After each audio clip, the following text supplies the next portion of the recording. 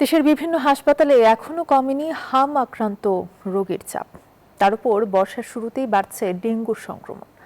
স্বাস্থ্য অধিদপ্তরের তথ্য অনুযায়ী গত 15 মার্চ থেকে এখন পর্যন্ত হাম এবং হামের উপসর্গে মৃত্যু হয়েছে 731 জনের। অন্যদিকে চলতি বছরের প্রথম 6 মাসে ডেঙ্গু আক্রান্ত হয়ে হাসপাতালে ভর্তি হয়েছেন 6104 জন। হাম ও ডেঙ্গুর এই দ্বিমুখী চাপে বাড়ছে হিমশিম দশায় হাসপাতালগুলো, বাড়ছে স্বজনদের উৎকণ্ঠাও।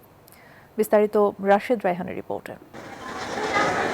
মাত্র 6 মাস বয়সী আবির মালয়েশিয়া প্রবাসী আরিফুল ইসলাম ও জান্নাত দম্পতির একমাত্র সন্তান। নরসিংদী থেকে 20 দিন আগে তাকে ভর্তি করা হয় বাংলাদেশ শিশু হাসপাতাল ও ইনস্টিটিউটে। শুরু থেকেই ছিল আইসিইউতে। শেষ পর্যন্ত হাম ও নিউমোনিয়ার সঙ্গে লড়াইয়ে হার মানে ছোট্ট আবির। সন্তানের সুখে হাসপাতালের বারান্দায় নির্বাক মা, আর স্বজনদের আহাজারিতে ভারী হয়ে ওঠে হাসপাতালের পরিবেশ।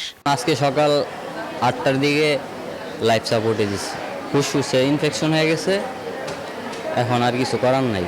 হামে আক্রান্ত শিশুদের ওয়ার্ড জুড়ে এখন উৎকণ্ঠার অপেক্ষার গল্প। প্রতিটি নিঃশ্বাসে আতঙ্ক, প্রতিটি প্রার্থনায় একটাই চাওয়া, সন্তানের সুস্থতা। শুরুতে সমস্যা দেখা দিয়েছিল, জ্বরের থেকে হলো র্যাশ উঠছে, তারপর হলো বমি। আইসিইউর ব্যবস্থা করা যায়নি। 3 দিনের মাথায় ওর অনেক বেশি ক্রিটিক্যাল হয়েছিল।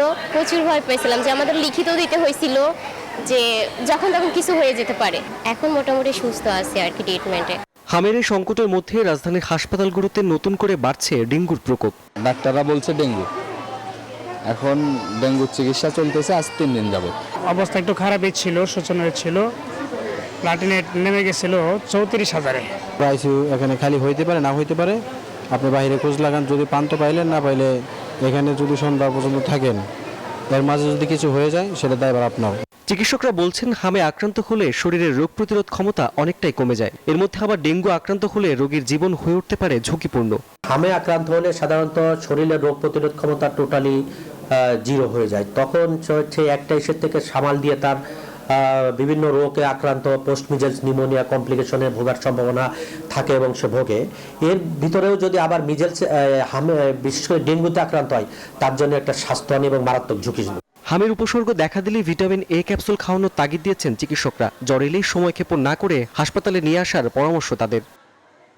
রাশেদ রায়হান, নিউজ 24, ঢাকা।